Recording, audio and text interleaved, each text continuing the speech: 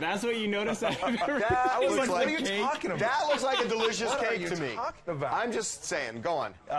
Anyways, well, this shows, you know, these two were really happy, and they trusted him enough, the family and the lawyers around Britney Spears, to make him a co-conservator. So when they broke up, and we broke the story on the website that they've split and that he's out of the house, it's kind of a big deal legally. He also had to step down and resign as co-conservator. Well, he wouldn't want it now. I mean, why would he want it? Well, yeah. That's not his job. I mean, the only reason he had it was because he was engaged to her. Right, but it was I mean, it's a big deal. I feel like it's a bigger split than just two people breaking up. It's almost like one of her people left. Which has got to make you wonder on a level. You would think when somebody becomes a co-conservator, they almost become a guardian rather than a partner. Well, and it's hard to have a relationship. You're down the road a bit. It's hard to have a relationship when you're the guardian of the person you're about to marry. Well, it's weird. That's one of the stories we're working on. But was it about being a guardian, tomorrow. Harvey, or was it about having control of their life a little bit and being able to maybe make decisions, spend money, buy houses, that kind of stuff? You know what it is? Which You're they didn't have to go to the responsible. dad for everything. Well, Dax, you're married. It becomes from your partner to you're responsible for them. If you have to make sure your wife eats, make sure your wife takes medication, make sure your wife shows up on time, makes to her the job. right decisions. Yeah, I mean, that's a big responsibility. And I'm married and you're married. To us, it's like they have their own lives, they make their own decisions or joint. But anyways, I mean, here's the thing. Big deal.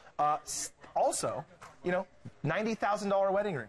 Well, no. Before we get to the ring, you should know, we are told, notwithstanding what we're saying, which I think was still a big part, we're told that the big conflict between the two of them is she wanted kids, more kids. He doesn't. He's 41, she's 31. She loves her kids. She loves being a mom. She wants to have more kids, and he just wasn't into it. They had a lot of arguments over this, and ultimately, this was a primary reason, I'm told, of their undoing. Harvey, is there in any world where, you know how Britney's not going back to X Factor, that maybe Jason screwed up the deal as her agent and lost a show for her? Positive on that. She didn't want it. Jason Treywick, has he ever heard of someone named Kevin Federline? It's like you have kids with Britney and then you're playing golf the rest of your life. No. It's not a bank account. No, he's a different guy. Not cashing in Jason, no, because Jason Treywick's a successful guy. He was a big agent at William Morris. And one of the other conflicts was he wanted more clients because he left William Morris when he hooked up with her, and he was basically just managing her. He wanted to branch out and build his business. She didn't want it. And those were two big reasons why this thing just unraveled. Hey Agnes, guys over here from Phoenix. Whoa guys, Britney Spears, this is a huge deal. Who wouldn't want to be in a relationship with her? He doesn't want kids, she wants him, she wants kids. She better find herself someone compatible. Get to it, Britney. Well, look, like you said, I think the two things are connected. He didn't want kids because he's 41, he's successful, he's an agent, he wanted to get more clients. Look, this was a springboard for this guy. He's Britney Spears' agent, and then all of a sudden he's engaged to Britney Spears. A lot of people were coming to him saying, hey, manage my career, musicians, people want him, and all of a sudden he was starting to think of going down that road, and Britney says, I want to live in Calabasas in this huge house and raise our huge amount of children, like our big happy family. That's not what he thought he was getting himself into. What he thought was, she's successful on the road touring. He's the big shot agent with multiple clients. He doesn't want to live in Louisiana and raise 10 kids. Well, but let's also, is what he said. And you got to get real here. You're hooked up with this woman. She's got a conservatorship. She has 2 kids. You're walking in with a lot here. Right. And now she wants more. There's a lot to handle. Well, and a lot to manage, like you said. I think another kid or two. I'm looking at Slade, and I know he's about to say something highly inappropriate. No, I was just thinking, I'm like, why not pop out a kid? It's worth a couple million to you. Get a nanny, takes care of the kid. That's what Gary was saying. You're talking about child support. This is not by the way, job folks, bank. that is the predictably heinous Slade, folks. I think that shows you, though, that Jason was actually a good guy because he wasn't in it for the money. He was in it for the relationship, and clearly it wasn't where they were wanting it to go. Well, and you know what? We broke up. have proof of that. Britney's house she just bought, brand new house, $8.5 million. Well, she paid for it. She paid for it, and he's not trying to get anything out of her financially. Which I think, look, people in his situation are going to go, you know what? We were together this long, we were engaged. He could try to get money from her. He was a good guy. Yeah, he's good all along. Hey, Harvey, it's Jason from Vancouver. Thanks for taking my call. Sure. I had a comment on Britney Spears and if it's good for Vegas. I think it's so good for Vegas, beyond good, because the whole nightlife industry and the industry out there is changing, I think, as we speak. And Well, I'm so glad you mentioned that because we're just about to get to it. Yeah, let's explain.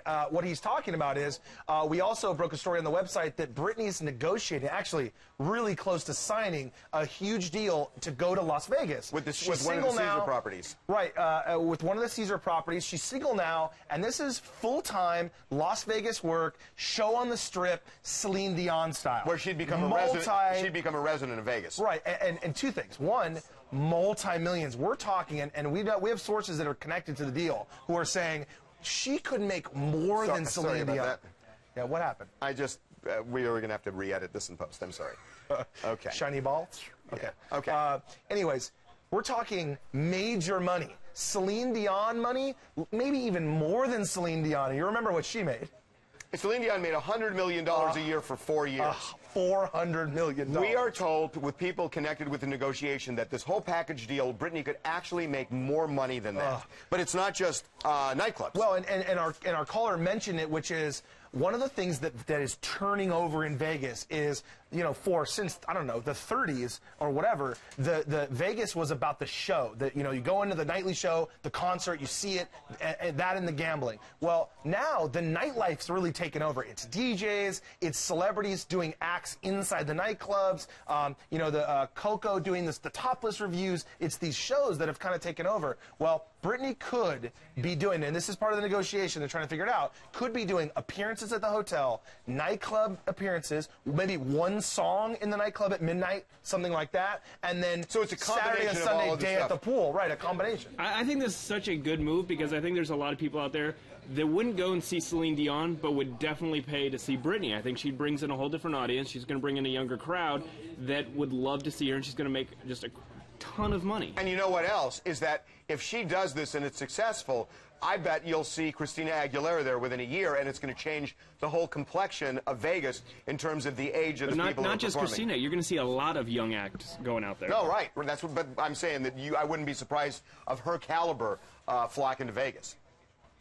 Hi, I'm Mallory from Dallas, Texas, and on Britney and Justin splitting up, I feel like over her wanting more children, I feel like 2 children is enough right now for them, and I completely agree with Jason on the entire subject. Well, 2 children for her because he's out of the picture. Take a break. When we come back, there is a book out which purports to be a thinly veiled expose of American Idol, which fires up this week. This is an interesting book. We're going to have the author on who has insisted on disguising his or her voice. And we will see if this is the real deal or not. We will have that person on. You're watching TMZ Live. We're coming back.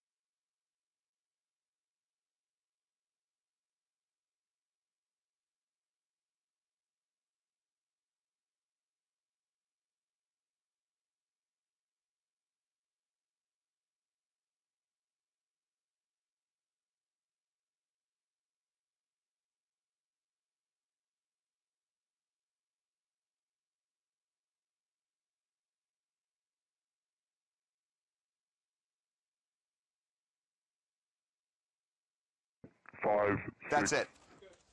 Let's go, guys. Sound up. If you want to talk to the author of this book to find out if, you know, basically the intimation here is American Idol is rigged, that they manipulate the contestants, that they give some of the contestants good songs when they like them and not good songs when they don't, that they kind of emotionally try and abuse them and whatnot. 855-TMZ Live, the phone number. Tweet us, TMZ Live. Skype us, TMZ TV show, no spaces. And again, we'll give you TMZ T-shirt, TMZ mug if we use you.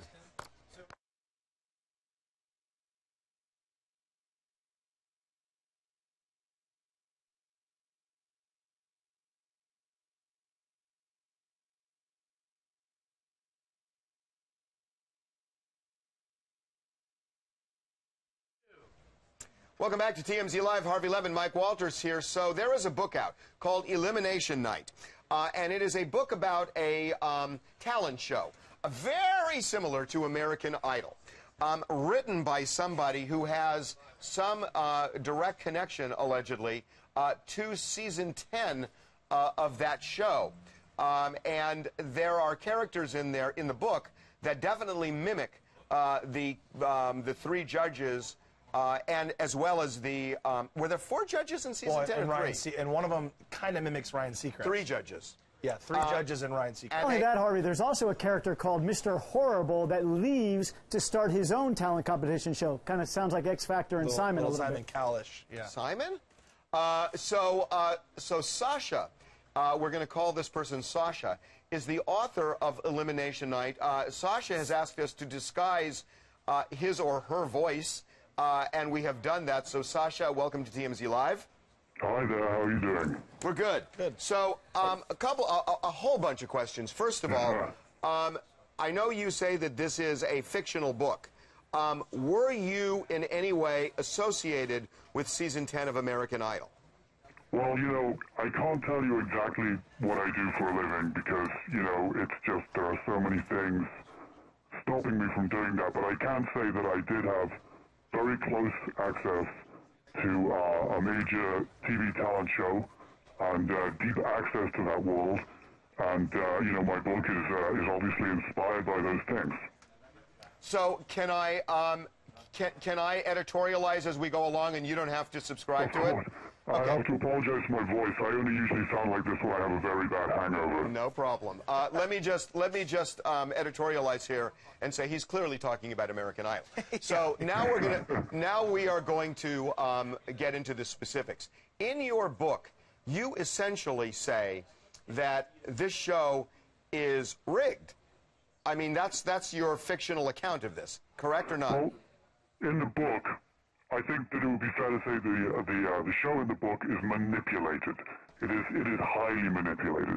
I don't think it would be fair to say it's completely rigged because, you know, the show in the book, you know, we don't know who the winner is going to be. That's not decided in some sort of smoky room. But every single stage of the competition, from the way the judges interact with each other to the way the contestants are treated, every single part of it is highly manipulated. How so? How so? How so?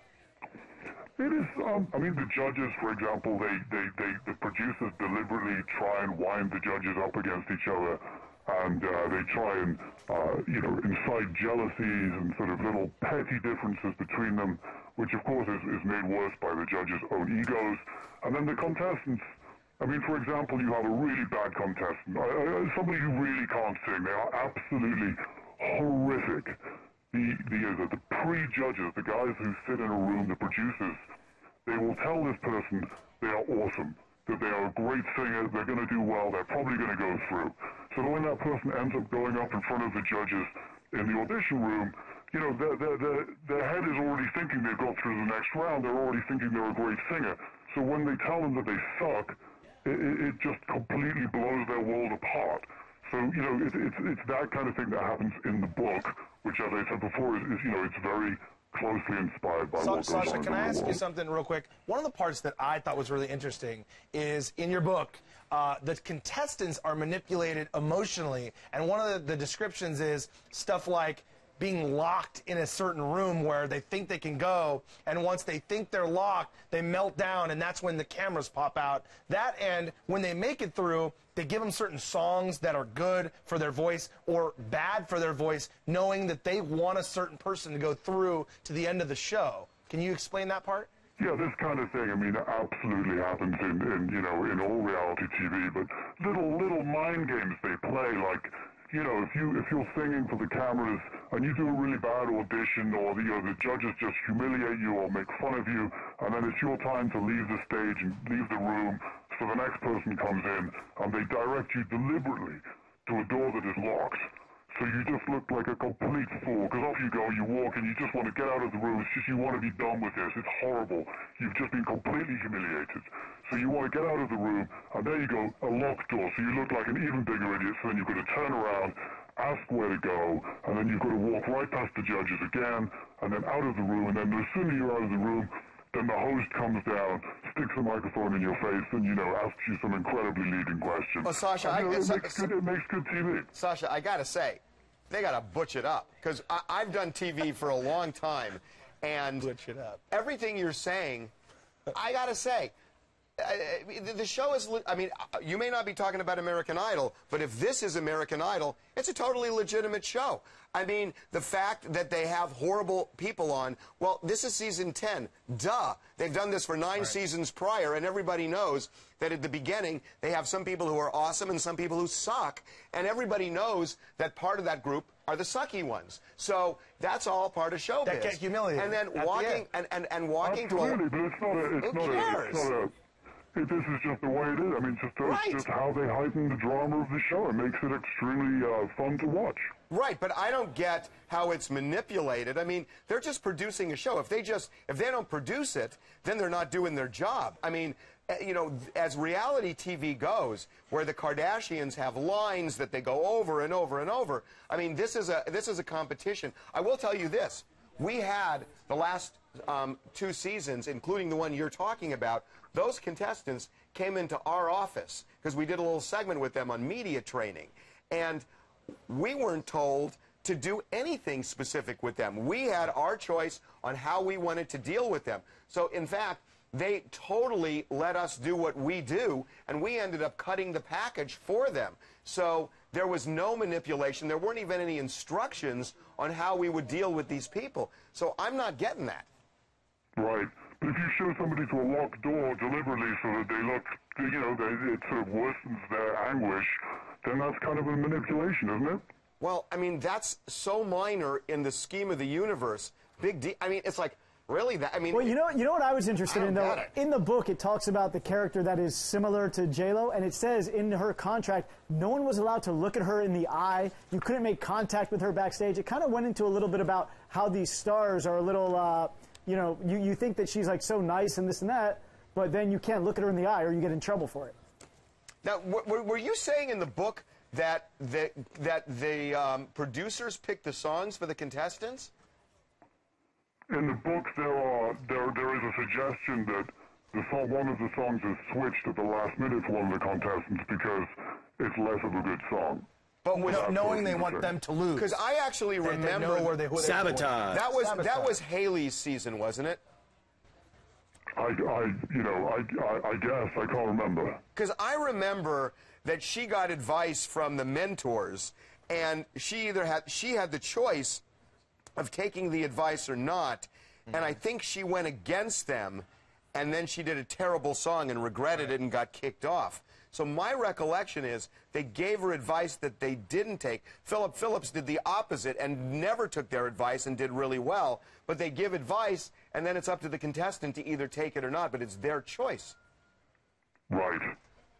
So, I mean, that's almost like, even if they did it deliberately, it's kind of a minefield where the contestant has to make their own decision. Yeah, but Harvey, you're also coming from a place... This goes back to the whole thing about it being rigged. I mean, these shows are populated by real human beings that to some extent you can't control. You can try and poke them in one direction or the other. You can always try and get the most drama out of each scene. But at the end of the day, they are human beings. They will do their own thing, and I think that drives the producers crazy to some extent also. But you also just makes it real. That's it. Hey, can you have this guy say in his voice, hey, can you say real quickly, would you like to play a game? Do it. Do it in the voice. Would you like to play a game? Oh, I like that. Okay, and then finally, hypothetically, if there were a hypothetical character in your book like, say, J-Lo, and a hypothetical character like Steven Tyler, who would be the bigger diva hypothetically? Hypothetically, I think that they are both equal divas in different ways. They are both equal divas in different ways. But, you know, in the books, they are both very jealous of each other, and they are both desperate to get one up over each other. And that is what, you know, makes up a large part of the first part of the book. And, you know, it's just so petty and ridiculous. It's kind of mind-blowing. Well, that's the part I want to read. I'm going to read this book. It's called Elimination Night. It's available on Amazon.com. Sasha, thanks a lot for joining us. Thank you so much. Good luck in the book. Thank you. We are going to take a break when we come. That was definitely Simon Cowell, right? I was just going to say, so that was Simon Cowell, or a guy that got fired from American Idol. Go ahead. Sorry. We are going to with take the a English break. accent. I don't think that was Simon. We're going to take a break when we come back. I did not know this, that Ryan Gosling wanted to be one of the Backstreet Boys. This is a weird story, which is interesting, about who ended up better. Ryan Gosling for not being part of a boy band, or Justin Timberlake for being part of one. You're watching TMZ Live. We're coming back.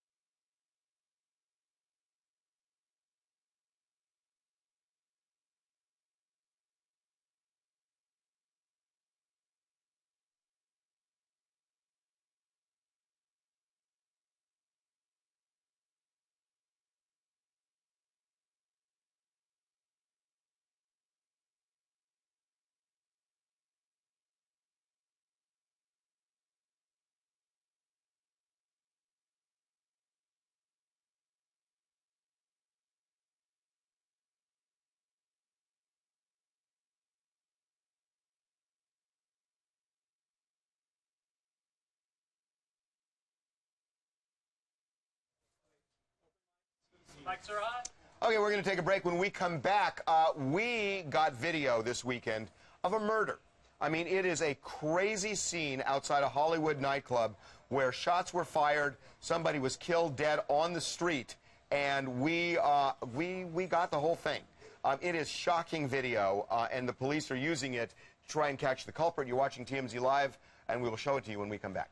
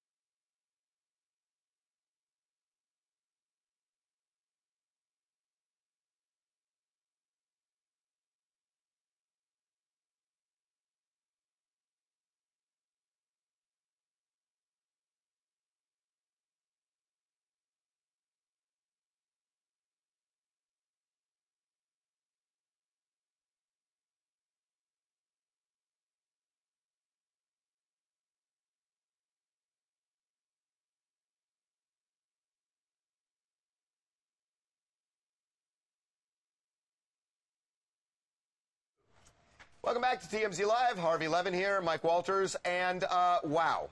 So early Sunday morning, about 2 a.m., two of our camera guys were out at a club in Hollywood called Empire. And a fight apparently had broken out inside the club, spilled outside, and it was mayhem. Let's just show some of this video because it is crazy. Somebody was killed. You're watching the video of the fight, and you will see an arrow come up where a guy points a gun and fires. Listen to this. Let's go sound up.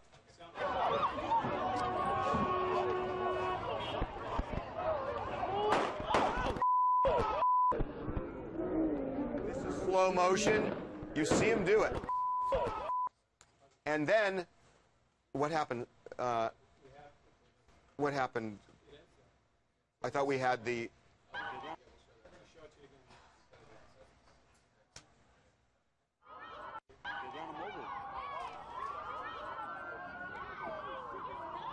So this is the scene where somebody is somebody is shot. You've got one dead. You've got one person dead. You've got another one that went to the hospital. You've got people injured. It's crazy. Our camera guys did see this. You've got LAPD all over the place. They are actively looking for this guy. Have got some leads. And you know this club has been a problem club in the past.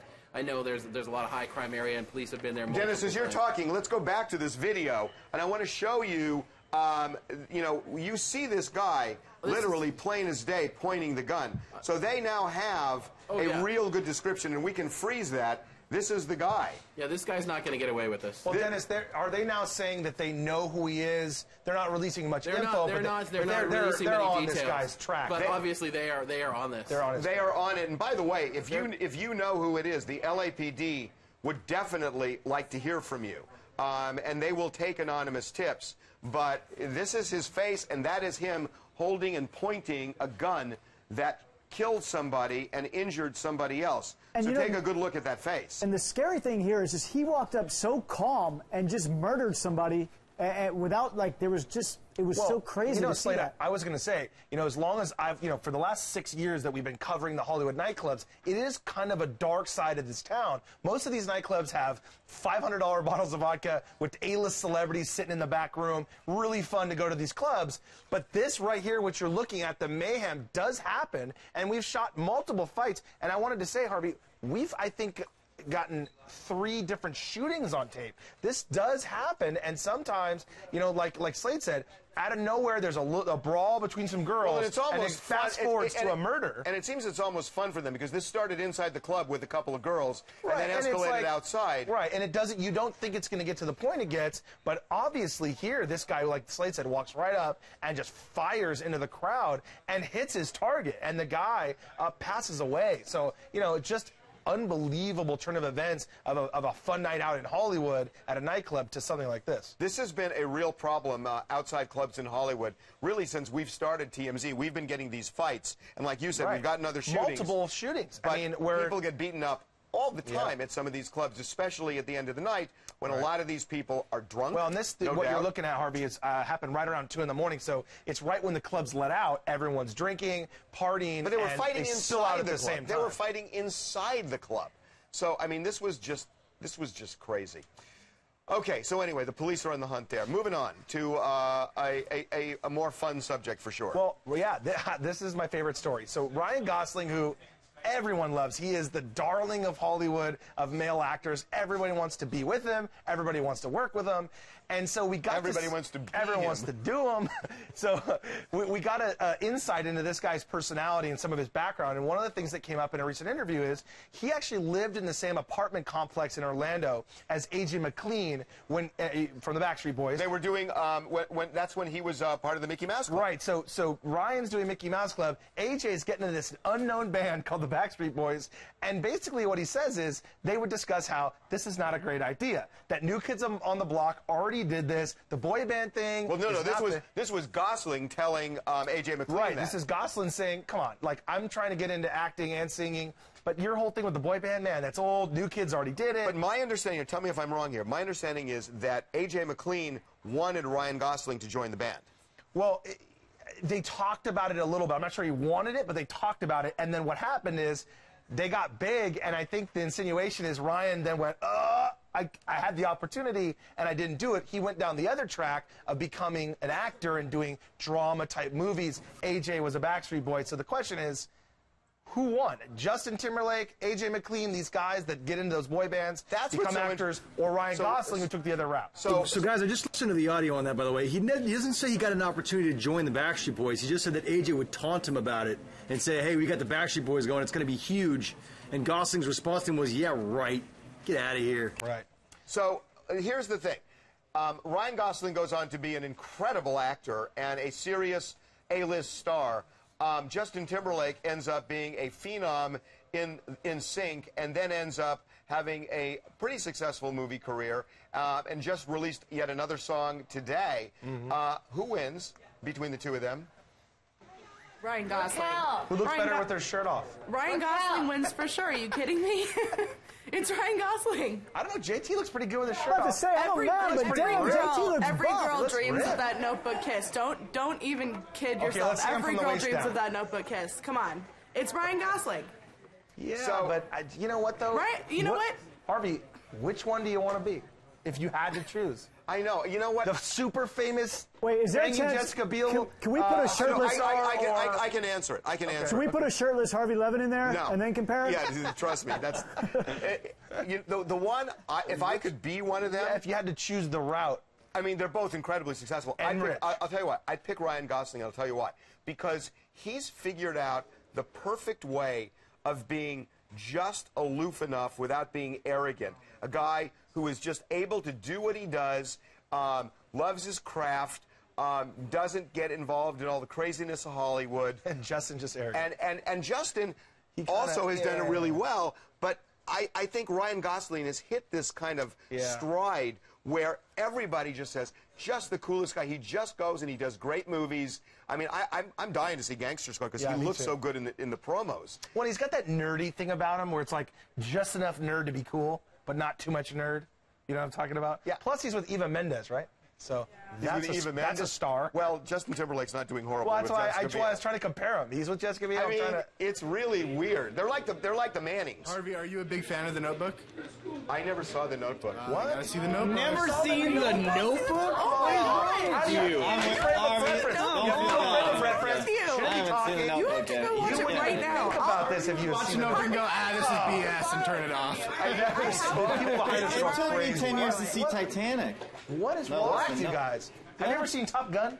I never seen The Notebook, and it took me 10 years to watch Of course I Titanic. saw Top Well, Gun. that's the same list. The Notebook and Top Gun are the same. I never saw The Notebook.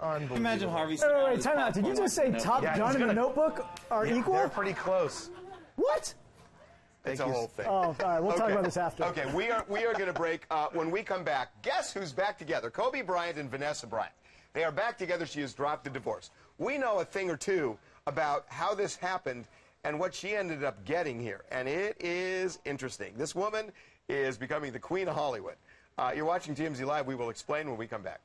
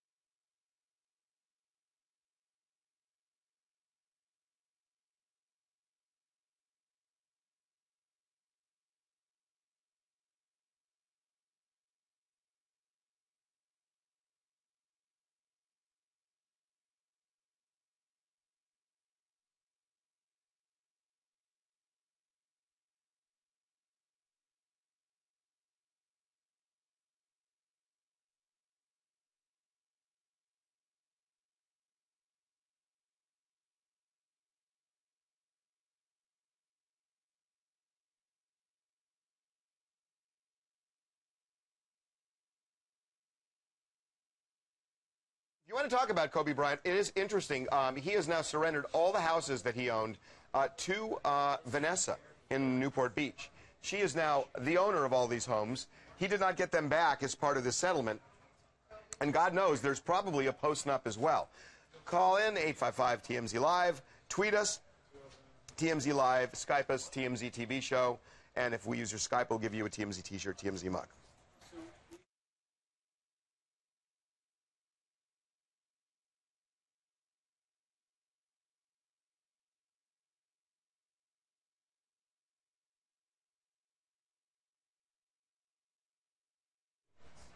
Welcome back to TMZ Live. Let me tell you, it can be good business breaking up with your spouse because Kobe Bryant and Vanessa Bryant are back together. The divorce was officially dropped, and she is making out like a bandit here. You may recall, we broke this story when they got divorced. Right afterwards, Kobe wanted back with her in a bad way. He then deeded to her his interest in all 3 of their Newport Beach mansions. She owns those mansions outright. She sold one of them recently. It's the one that her mother was living in. And when it says mother-in-law, that's actually Vanessa's mother-in-law. Excuse me, that's Kobe's mother-in-law. It's Vanessa's mother. And she owns all 3 of those now. And so she sold that one for $3.2 million. She owns the other 2. She's living in one of them. Kobe is now back living with her, but Kobe is now living in her house, not his house, because it didn't go back as part of this. It's still deeded to her. Which it could have. I mean, that's what's interesting about this is that Kobe Bryant had to give her half of his estate and or go to court and fight over half the money because he owes it to her when they were getting divorced. But the fact that they got back together, she's retaining the title to these 3 houses kind of makes it seem like there's a little bit of insurance there, that they're back together. We know they are. But that may not be it, Mike. But there's an interesting thing here that now... There may be more. There may be a post-nup. Right. Something that tells me that there's something like a post-nup in place where they're not just going back to community property. They're not just going back to sharing the bank accounts, sharing the houses, and they're married again. It's like, let's not jump all the way back in. Let's jump halfway back. What do you call the chip in Vegas where you have the guarantee, the insurance chip? I think it's just... Can I tell you, though, Kobe Bryant was out last night for the Golden Globes. Looked freaking happy. I haven't seen him this happy in a long time. Like, he's really, really stoked to be back with Vanessa, have her drop the divorce. I mean, he looks like he's got exactly what he wants. Look at his background. Every time that something happens with him, look, remember the $4 million ring? You know, Kobe's like that. He does not mind giving up money and property and they to have be such back with his history wife. together. He's been with her since he was really young. When they were in high school together, they've had kids together. They really are. Not to mention, Lakers won. Thank you. And Lakers won last night for the first time in 7 games. Right after the divorce gets dropped. Hold on, let's put this in real quick. The other thing is he made $52 million between 2011 and 2012, and he makes $27 million a year for playing for the Lakers. So he's awesome. Even if he gives 3 houses away, Kobe Bryant and is next year he'll get the money back. Well, I was at one of the parties last night when I saw them both there, and yes, he was happy and had a smile on her face, but she had a smile on her face, kind of like the cat that had just eaten the bird sort of thing. Like, look what I'm getting away with. It's kind of what it looked like, because they were like prom king and queen there. Everybody loved them. Especially her, people going up to her. Was she blinged out? What? Was she blinged Oh my out? gosh, you could see her from like a mile away. Matt, I bet you that if they weren't together, there's no way in hell Kobe Bryant would be at that party. Oh yeah, exactly. You know what I'm saying? They were she wanted to go to the party. Definitely flaunting it because they went to a couple parties and they were showing everybody where they're at. But also, it was amazing when they entered a room. It was like a vacuum. Everybody sucked right to them.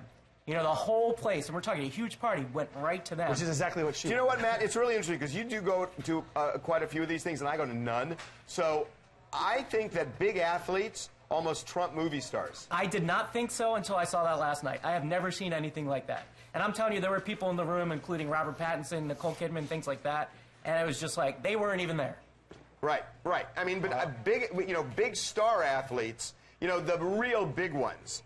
I think that stars are mesmerized by them. Well, look at the Laker games. When you go and sit there, you can see all the A-list actors. Yeah, they're just waiting for Kobe to shake Oh their yeah, hand. Sofia Vergara went right to him. Yeah, hoping went that right they'll shake to him hands. and talk to him. Okay, we're moving on. Ann Romney. Ann Romney was approached by Dancing with the Stars right after her hubby lost the election, and they wanted her in a bad way. Bad way. Sadly, she just didn't want to do it ultimately. But I guess, Ryan, they talked? Yes, they had multiple conversations, actually, over the past couple months since the election. They lost the election. Well, wait a minute. Why didn't she do it? The specifics couldn't be worked out. Wait a minute, Ann Romney, Ryan, isn't she the one that she was there at the finale last year? Yeah, she was there. So she showed interest. It's not like she, you know, if you try to ask some politician's wife, they're probably going to say no. She showed up and was like the queen of the finale, Yeah, so you would think she was going to do it. The media there asked her about it, and she jokingly said to them, like, oh, it's not out of the question. So. Well, which she shouldn't have said before the election. Yeah. She should have said it's out of the question because I'm going to be First Lady. Nonetheless, it didn't work out, but they actually had serious talks, which is interesting. Hi, my name's Corey Boots. I'm from Great Falls, Montana. And regarding Ann Romney declining an invitation to Dancing with the Stars, I think that she should have accepted it due to the fact that it could have provided more publicity for herself and for maybe even her husband. How cold is it there, by the way? It's about -14 right now. Jeez. Okay. So now we all feel like wusses because we're complaining, oh my God, it's 50 degrees in LA. It's crazy. Wait, Harvey, don't you think this could have made her, besides the weather, don't you think it could have softened her image? Oh, besides the weather, Ryan? Like, okay, great, Montana, wherever. Yeah, but you know what? She doesn't care about her image right now. They're kind of retired. Yeah, because they're back in San Diego area in their big house, spending their money. Yeah, she doesn't have to do it. Yeah, they're doing just fine. We're going to take a break. When we come back, we're going to talk about anything you guys want to talk about. Watching TMZ Live. We're coming back.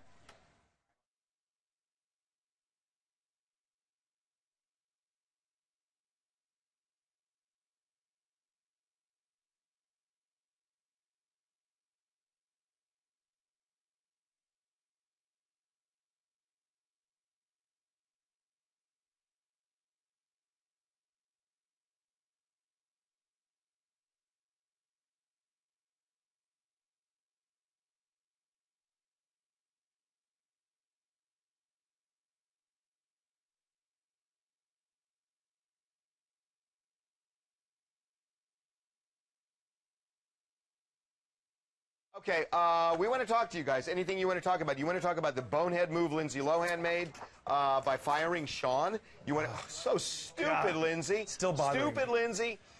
You want to talk about Jodie Foster. You want to talk about, I'm going to talk about Ben Affleck. I mean, who won there? Ben Affleck and Jennifer Lopez in the same room. Huh, how about that? Britney Spears being single. You want to talk about the shooting. You want to talk about Ryan Gosling versus Justin Timberlake. Who's bigger?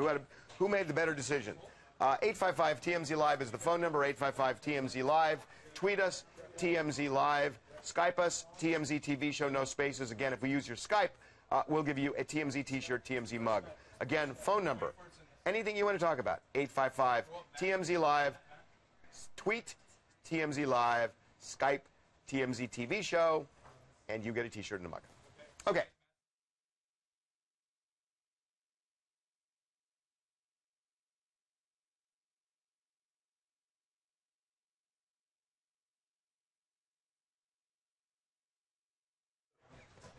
Welcome back to TMZ Live. Mike Walters, Harvey Levin here. Floor is yours. Anybody? Matt from Toronto. Ann Romney should probably fall off the stage again. It's a great idea that she turned them down. She has no ganja groove. She has Mid as her partner. Oh, thank God she's not doing Dancing with the Stars. As a stoner who watches the show, I'm very happy. I was going to say, with that shirt, you could be on the show. Yeah, well, let me just say, Ann, clearly a Democrat, correct? Yeah. Yeah, lucky guess. Lucky guess. Exactly. Lucky guess. Moving on. Great. This is from @SCMCGY. If she could tiptoe and dance around the political world, then Dancing with the Stars would have been too easy for her. I'd like to see her shake that thing a little bit. You know, maybe maybe she had a fan base too. I mean, her husband got a lot of votes. Ann Romney was kind of hot. I'd like to see her moving around. If she danced well, she would have gotten to the final five. Yeah. I think. Hi, this is Norma. I'm calling from Qatar. I just want to say that I love Jodie Foster's speech. I mean, to take 50 years to come out with something that, that's everybody's already known, you know, like I really admire her for it. And I must say Mel Gibson's face was pretty classic on that one. He's got this WTF face, like he didn't know she was gay the whole time. But yeah, I loved his speech. You know, you are very similar to, I think, the majority of people on the website, not by a lot, but it seems like the majority of people agree with you. I just thought, I don't know, I just thought it was bizarre, and I wanted to like it because I really like Jodie Foster. This is from @Squirrel